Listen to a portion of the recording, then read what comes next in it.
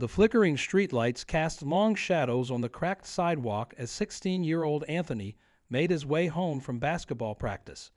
The usual sounds of his neighborhood, distant sirens, thumping bass from passing cars, and the chatter of kids playing outside, filled the cool evening air.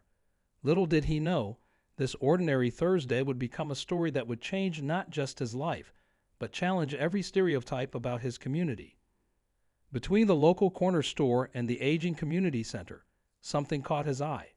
A sleek black leather wallet lay abandoned on the ground, partially hidden beneath a discarded newspaper. Anthony's heart raced as he picked it up, its expensive leather smooth against his calloused hands from hours of basketball practice. Inside, he found multiple credit cards, a driver's license, and what looked like thousands in cash. The license belonged to Richard Thompson, CEO of a major tech company downtown. Anthony had seen his face in the local news, the self-made millionaire who recently moved his company headquarters to their city, promising to bring jobs and opportunity. But the media had also criticized Thompson for never visiting or investing in the struggling neighborhoods like Anthony's. Anthony's mom had always taught him about integrity, even when times were tough, and times were tough. His family was behind on rent, and his little sister needed new glasses they couldn't afford. That stack of cash could solve so many problems. For a moment, he stood there, the weight of the wallet feeling much heavier than it should. His phone buzzed, a text from his mom asking where he was.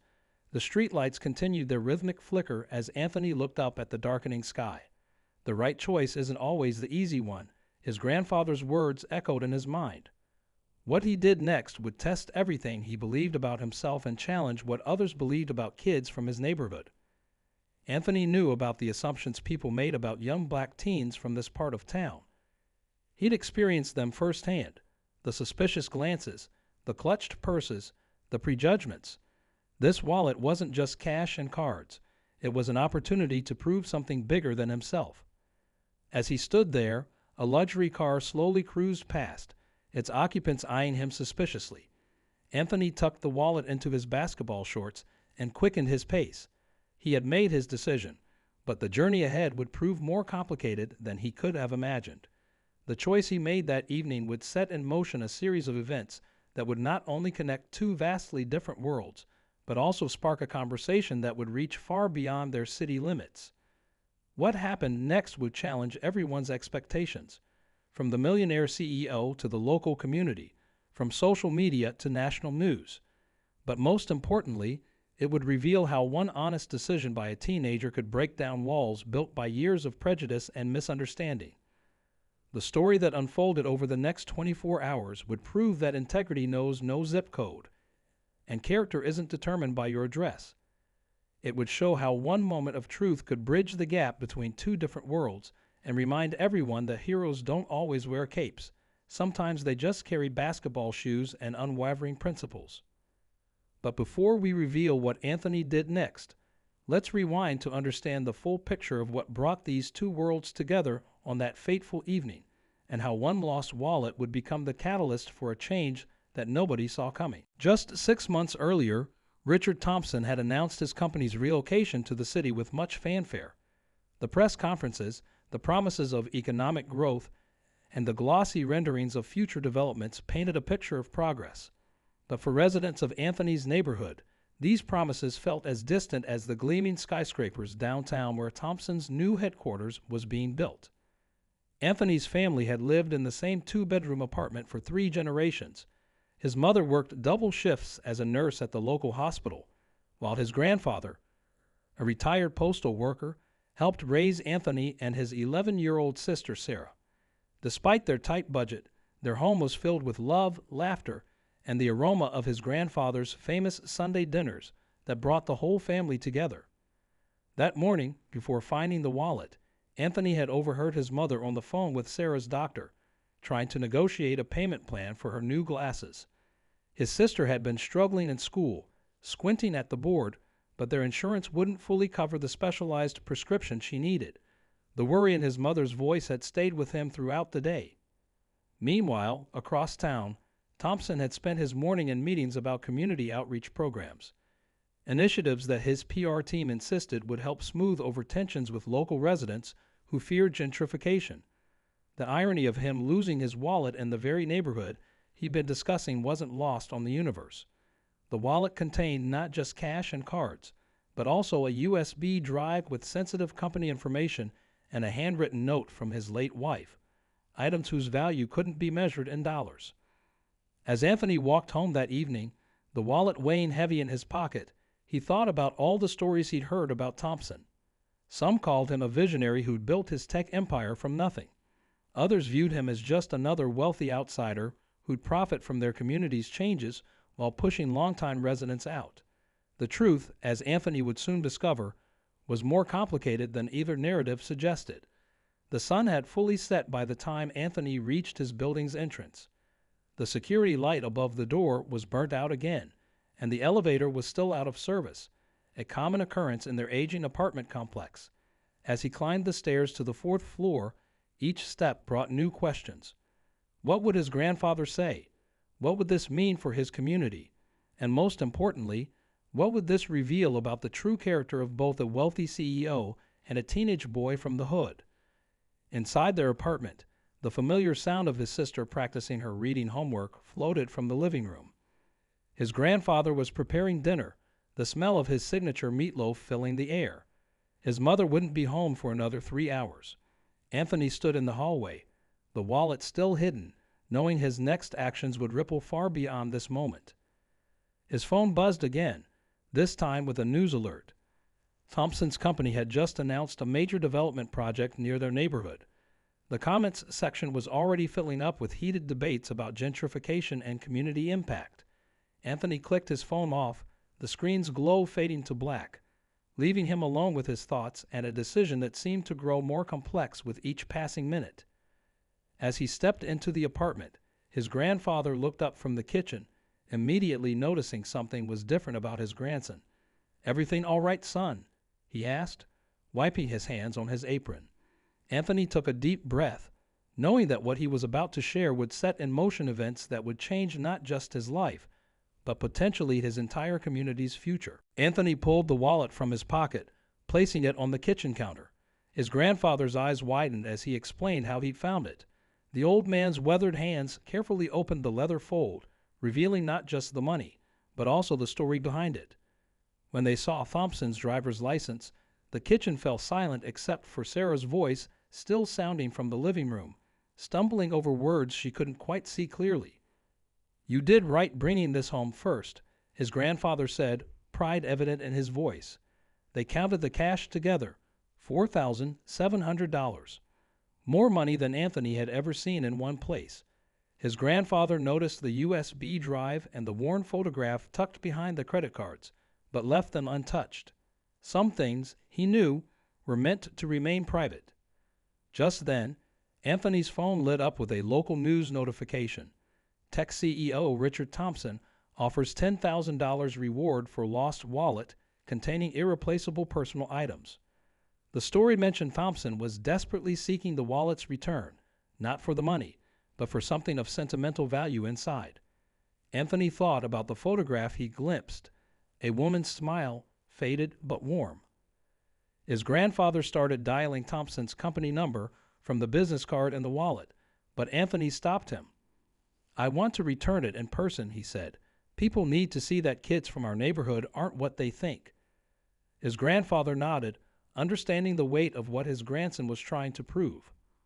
As they prepared to leave, Sarah wandered into the kitchen, squinting at her brother's troubled expression. "What's wrong?" she asked, moving closer to the school book she'd been reading.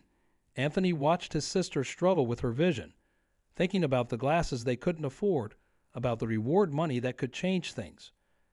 But he also thought about his mother's words about integrity being priceless.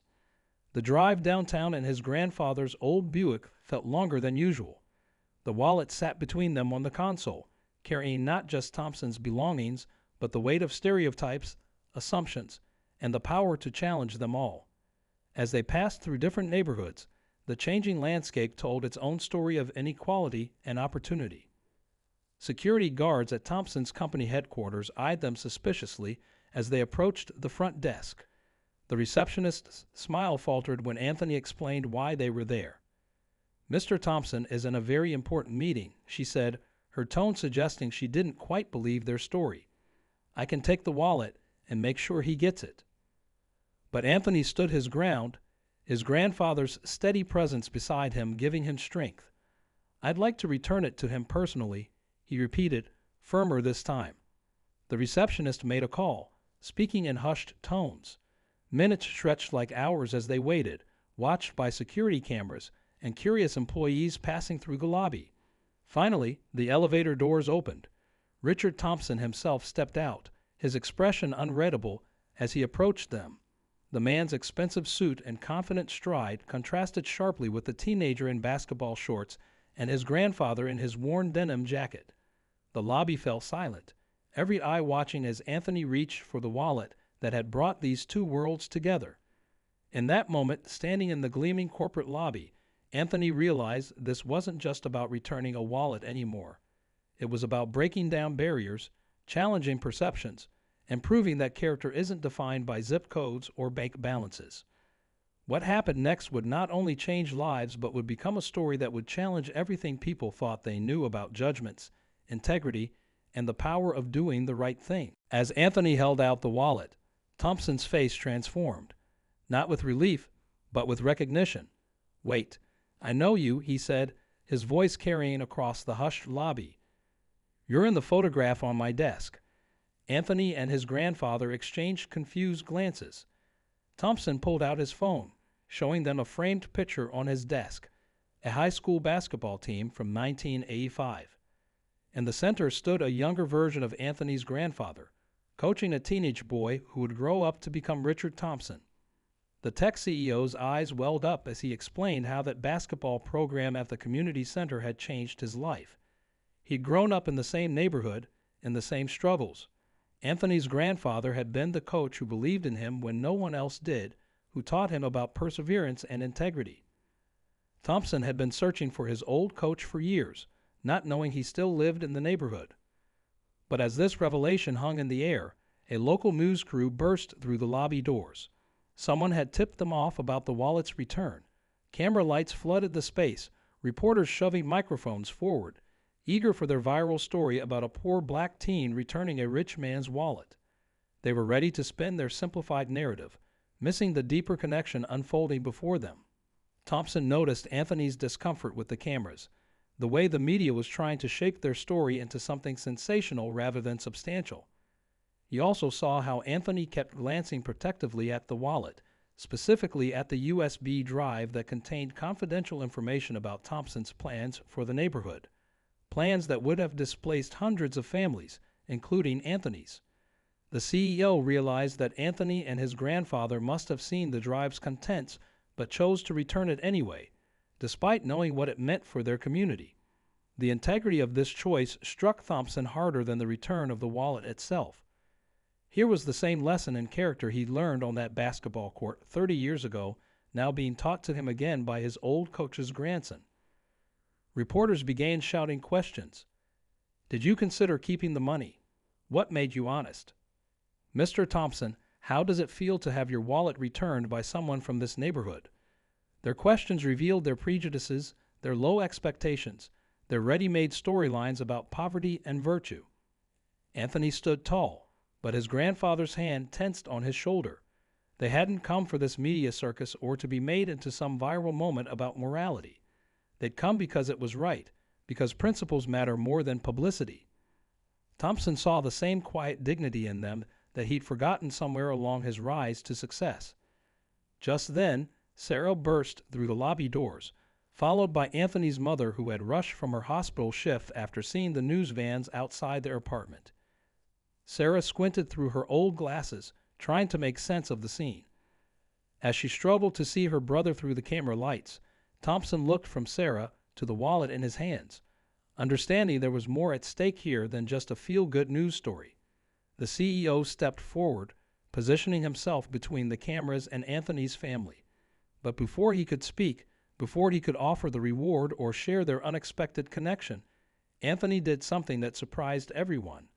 He reached into his pocket and pulled out something else he'd found that day, something that would change the entire story and force Thompson to confront the true cost of his success and the real meaning of community. From his pocket, Anthony pulled out a worn photograph that had fallen from the wallet earlier, one he'd initially missed. It showed a young Thompson with his late wife standing proudly in front of the very community center where Anthony now played basketball. On the back was a handwritten note, "Remember where you came from and the promise you made." Thompson's hands trembled as he read those words, written by his wife before she passed away. The cameras continued rolling as Thompson, overcome with emotion, revealed the truth. His company's development plans weren't just about profit.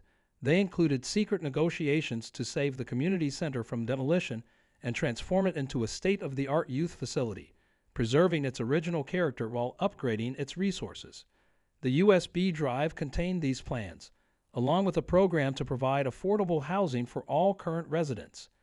He'd been working silently, wanting the impact to speak louder than any PR announcement. But seeing Anthony's family, his old coach, and this photograph from his past made Thompson realize his approach had been wrong.